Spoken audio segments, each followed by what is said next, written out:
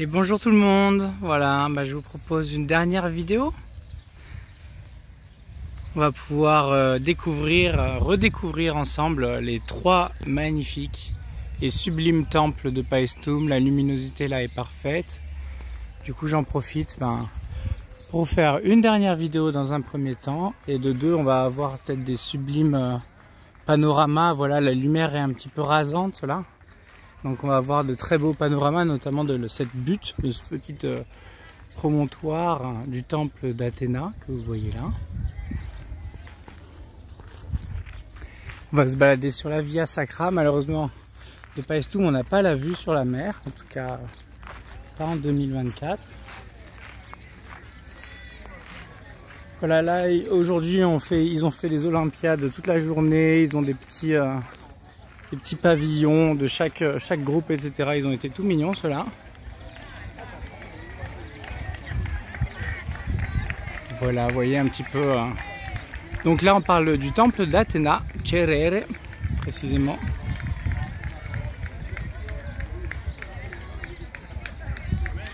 Avec les petits papillons qui volent. Dans le sublime paysage de Paestum, vous voyez, on va prendre la Via Sacra, aller jusqu'au temple là-bas et on se quittera sur cette merveilleuse poésie. Voilà, je suis content de reprendre la caméra une dernière fois parce qu'il y a quand même beaucoup moins de monde actuellement. Et on a un beau ciel dégagé, donc les lumières sont parfaites et c'est un petit peu plus calme. Je vous invite à emprunter cette voie sacrée que désormais vous connaissez. Vous voyez toutes les habitations romaines antiques.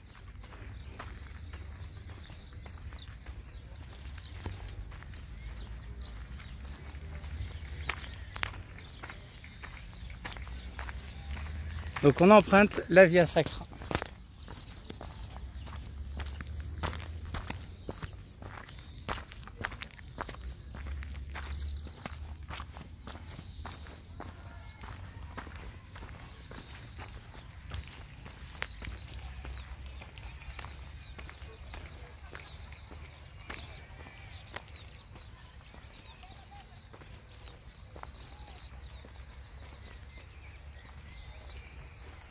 Je vous laisse profiter des cuits maintenant qu'on les entend.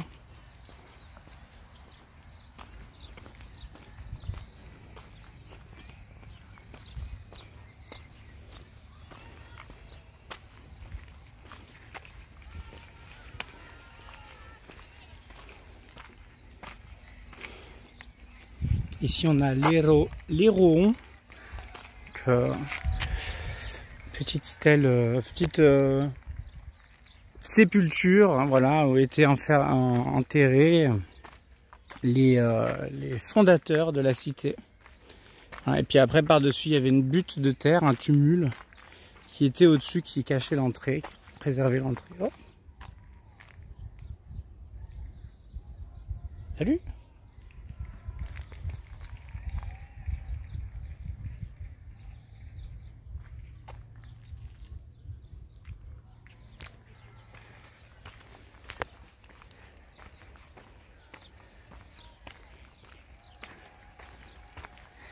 Voilà, donc je vous invite à regarder les vidéos précédentes, qui sont des vidéos explicatives. Là, c'est une vidéo contemplative.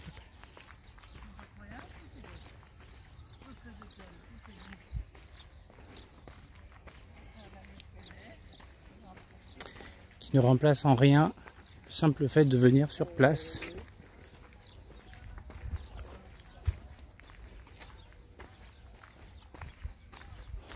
Les gens étaient d'un accueil incroyable, c'est 15 € l'entrée. Ils ont gentiment mis ma trottinette de côté. En plus de ça, ils me l'ont mis à côté d'une prise pour que je puisse la recharger, ce qui est assez incroyable. Vous voyez un petit peu Paestum quand même, c'est assez grand. Alors là, vous voyez, ça c'est le temple d'Athéna, qui est donc ici. Et ça c'est le temple de Neptune et le temple d'Héra. Donc, comprenez que la Via Sacra qu'on est en train d'emprunter, c'est celle-ci. Voilà, c'est celle-ci. Comme vous pouvez le voir, il y a tous ces quartiers-là qui sont derrière. Hein. Il y en a des kilomètres et des kilomètres. Et tout ça, c'est des quartiers d'habitation. Donc, il y a encore énormément de choses à voir et pour les archéologues à découvrir. Voilà, toute toute la partie sacrée hein, est ici. On reconnaît bien le forum qui est ici, le grand forum que l'on a pu voir. Le comitium qui est ici pour ce qui est des débats du peuple. Ici, on a la moitié de l'amphithéâtre hein, qui était rond à la base, que l'on a pu voir. L'ecclésiaion qui est ici, qui faisait exactement la même office que le comitium, mais au temps des Grecs. On a la grande piscine qui est ici. Là, on a vu la villa ici, l'immense villa avec la piscine intégrée, intérieure. On a donc le temple. Ici, on a l'hôpital. Ici, on a le grand marché couvert. Tout autour, là, boutique. Ici, boutique. Ici aussi, voilà, énormément de boutiques dans tout ce coin. Il y avait le temple de la paix qui est ici, notamment pour les esclaves une fois libérés. La tombe que l'on a vue juste ici. Et les thermes qui se trouvaient ici, voilà. Je pense qu'on n'a rien oublié, on a vu quand même une grande partie. Hop. Voilà pour ce qu'il en est du plan de Paestum. Vous voyez quand même, grâce à ce qu'on vient de voir, que on a accès à toute la partie sacrée, donc qui est incroyable, mais il manque aussi une grande partie de la partie habitation. Donc on peut en voir largement de quoi se rassasier, hein. Il y en a quand même pendant tout le long ici. Mais on voit bien que les fouilles continuent et qu'il y en a encore plus à découvrir, hein. De toute façon, on parlait de 15 à 20 000 personnes, c'est quand même assez énorme. Il faut forcément les loger, les divertir, les soigner, les laver, etc.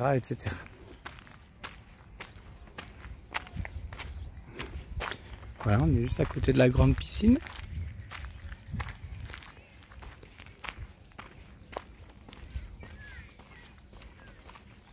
Que l'on aimerait bien voir rempli, hein, parce qu'il commence déjà à faire bien chaud. Et je me tais parce que là c'est rempli d'animaux, je vous laisse profiter.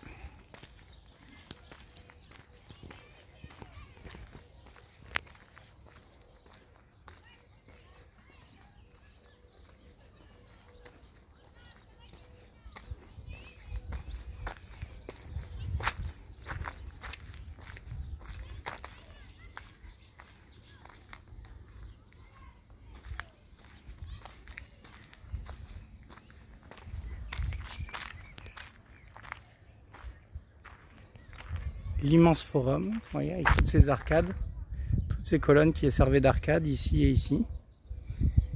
Et toutes les boutiques, hein, on a vu toutes les petites échoppes qui se trouvent là. Tac, tac, tout ça c'était des petites échoppes.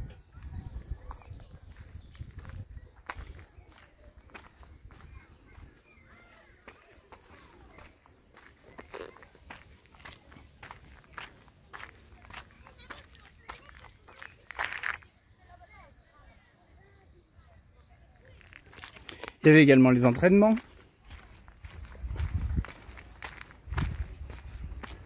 Entraînement au combat. Entraînement sportif, hein, plus.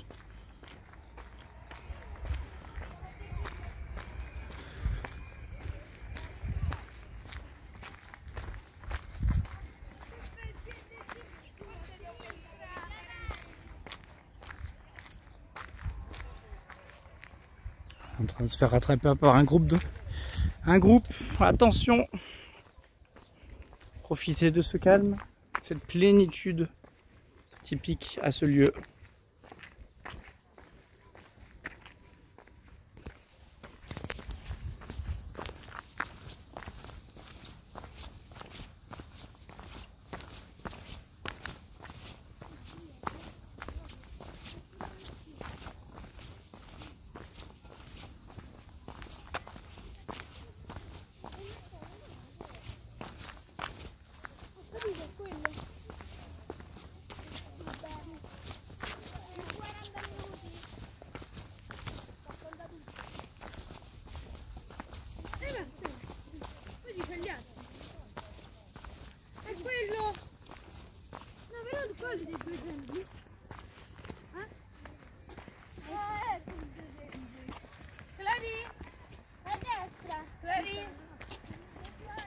Quale dei due templi?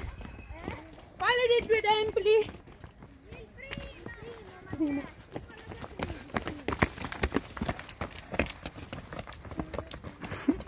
È questo!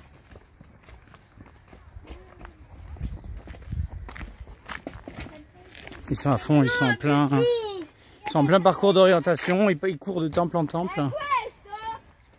Il y a les casquettes rouges, les casquettes blanches, les casquettes jaunes.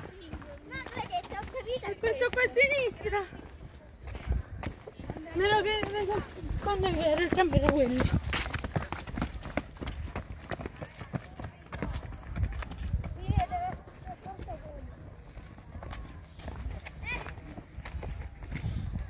Sì, è quello.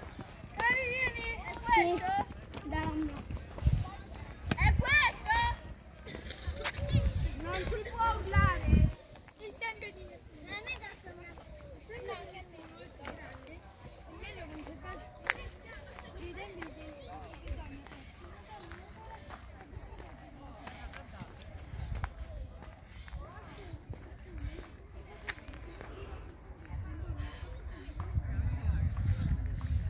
Et voilà, l'entrée du temple de Neptune. Alors Neptune aussi, on a retrouvé des statuettes d'Héra, donc on se demande exactement l'identité de ce temple. Forcément c'est le plus gros, le plus imposant. L'endroit s'appelait Poséidonia. Donc on est parti sur Neptune dans un premier temps. Par la suite, on n'est pas encore certain du dieu qui était représenté par ce temple. Voilà, maintenant on a comme commune... Aujourd'hui, par convention, on dit Neptune et à côté Héra, mais il est fort probable que les deux temples aient été pour la même divinité.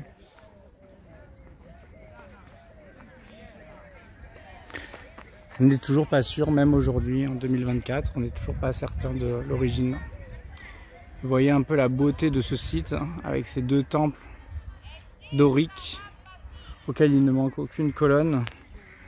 C'est vraiment d'une rareté absolue sur Terre. Il faut vraiment un endroit qui préserver des intempéries, mais aussi préserver de la guerre, préserver des pillages. Et malheureusement, l'acropole a subi quelques invasions, quelques destructions, etc. Contrairement à ici, où il manque pas une pierre, quoi. C'est quand même assez impressionnant.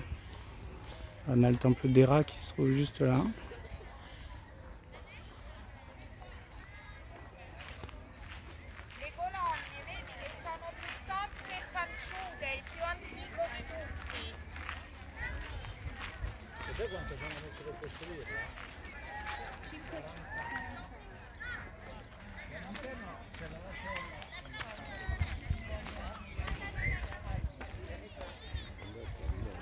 Je vous invite à découvrir l'intérieur du temple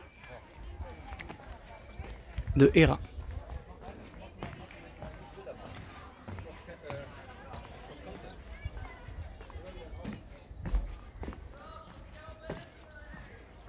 Vous voyez la chance qu'on peut avoir de rentrer à l'intérieur de ce lieu solennel, ce lieu qui a pu créer de l'espoir à des milliers, des dizaines de milliers, des centaines de milliers de personnes à l'époque antique et qui aujourd'hui reste encore un lieu de pèlerinage. Héra, on parle de la femme principale de Zeus, Jupiter.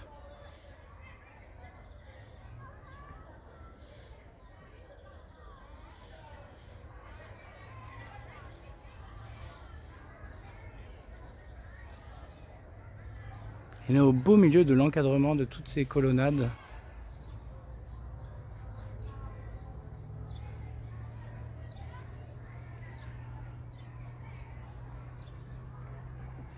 C'est vraiment magique comme sensation.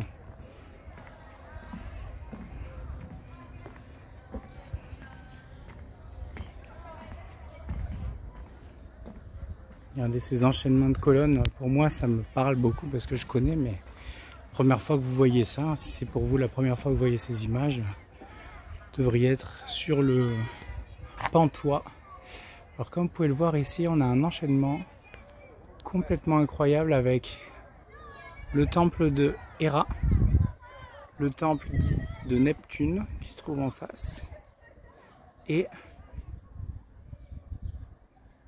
le temple d'Athéna qui se trouve derrière cette personne. Complètement incroyable. On a du coup l'enchaînement des colonnades des 3 temples.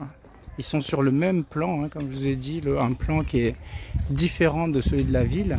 Quelques degrés qui diffèrent. Toute la ville est construite perpendiculairement à la Via Sacra. Seuls les 3 temples ne sont pas alignés au restant de la ville, mais par contre ils sont alignés entre eux comme vous avez pu le voir. C'est là encore, hein, on parle du nombre de révolutions architecturales pour en arriver à là, hein, vraiment pour arriver à que ce soit au niveau de la géométrie et au niveau également de la construction brute, hein, arriver à poser, vous imaginez le poids de ces colonnes doriques là. Je sais pas si vous imaginez. La taille là, c'est je dirais, est-ce qu'il y a 2 mètres? C'est pas 2 mètres, c'est plus d'1,50 m. Ouais, ça fait bien 1,50 m sur 1,50 m minimum, sur bien 40 cm d'épaisseur, 30-40. Juste le carré là-haut, hein. On parle juste de ça là. À cela vous rajoutez le rond là, à cela vous superposez tous les trucs, c'est vraiment impressionnant de brio et d'ingéniosité humaine pour l'époque.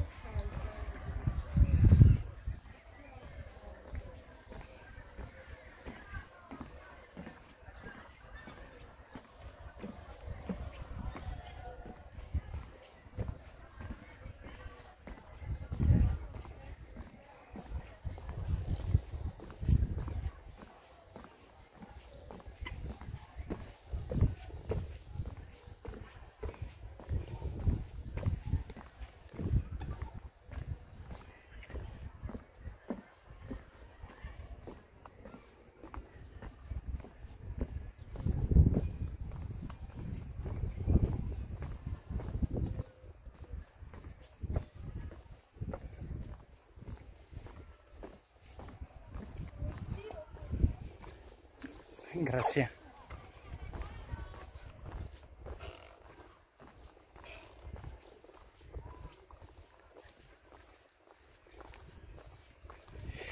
Et voilà, on va finir directement avec la visite du temple de Neptune, comme vous pouvez le voir.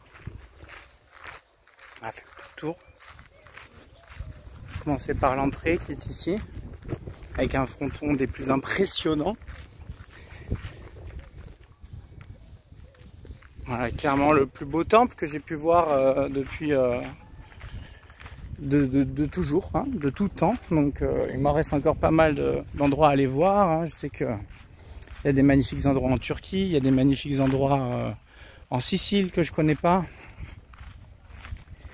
Et sur le restant de la Grèce, hein, il n'y a pas que Athènes, il n'y a pas que Delphes, il n'y a pas que Sounion. Donc il y a encore plein d'autres endroits où on va pouvoir voir des temples magnifiques comme celui-ci. Je me recule un peu beaucoup.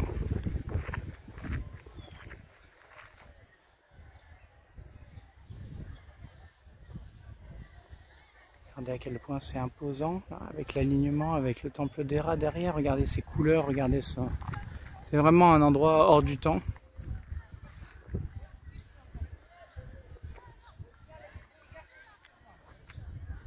Regardez de la beauté de l'image qu'on est en train d'apercevoir. Est-ce que... Bah, si on sait pas que ça existe, on n'y croit pas. Hop, le petit papillon. Si on vous dit que ça existe, ça, franchement, c'est difficile d'imaginer comme à quel point ça a été bien préservé.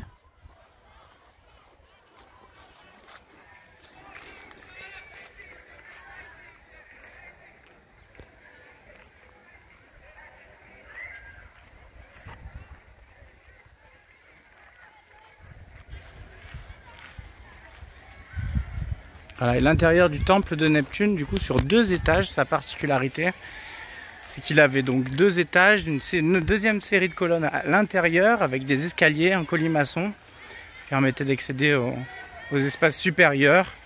Évidemment, on imagine une grande statue à l'intérieur, comme beaucoup. Un autel juste devant, pour les pèlerins, j'imagine, sûrement soit pour une statue, soit pour les sacrifices, les choses, et les autres dons et offrandes. Voilà l'hôtel qui se trouvait juste là, juste en face du temple. Et puis là, je vous invite à monter ces marches sacrées.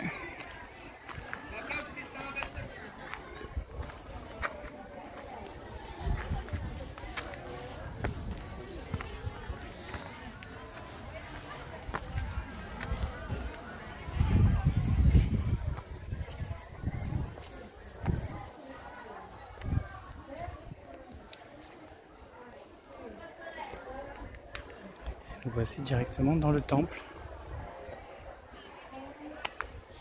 Aussi fou que ça puisse paraître.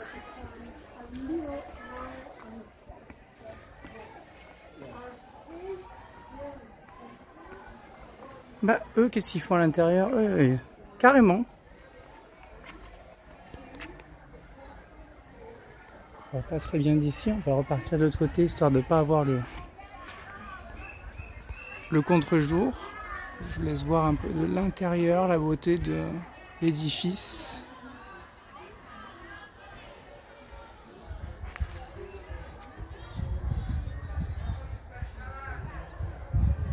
N'est-il pas incroyable de pouvoir se balader en ce lieu précis?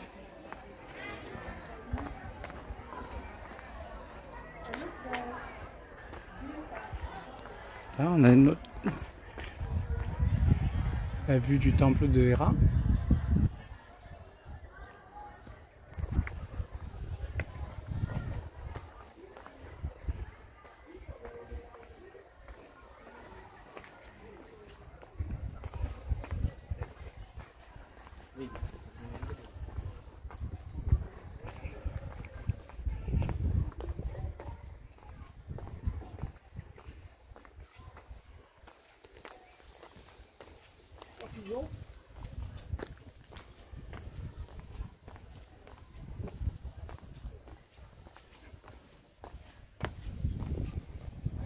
Voilà l'entrée du temple, père soit-elle.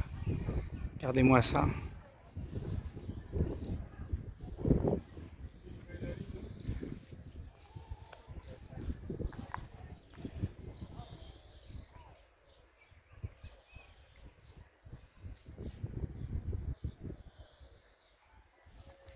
Ça lèche bouche bée, hein. Prends-toi.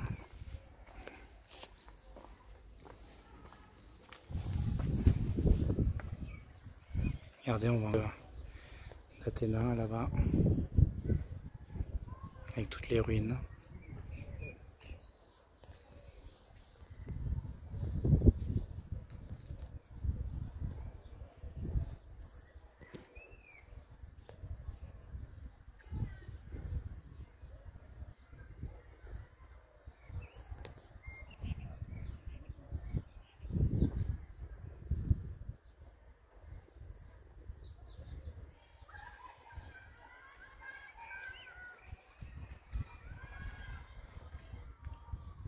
Voilà, c'est sur ces sublimes images que je vais vous laisser. Moi, je vais aller visiter le musée de Paestum. J'espère qu'il y a quelques antiquités qui restent, quelques trouvailles qu'ils ont pu voir. En tout cas, c'est à travers cette fenêtre tout à l'heure que l'on voyait l'enchaînement des 3 temples. J'imagine que si je me retourne, je vois celui de Héra. Voilà. Bah, écoutez, je vous laisse sur ces sublimes images.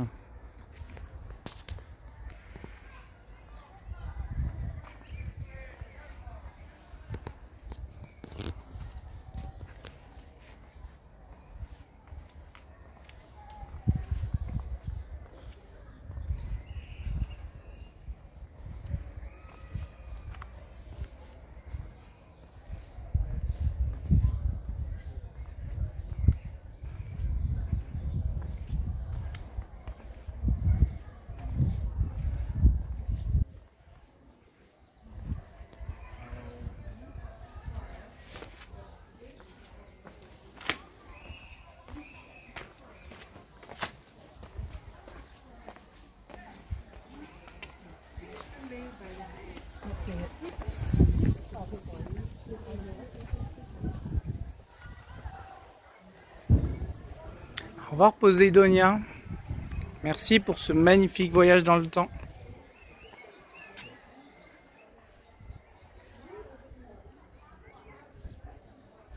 Avec le soleil pile en face de l'entrée Apollon et Neptune. Apollon et Poséidon. L'oncle et le neveu.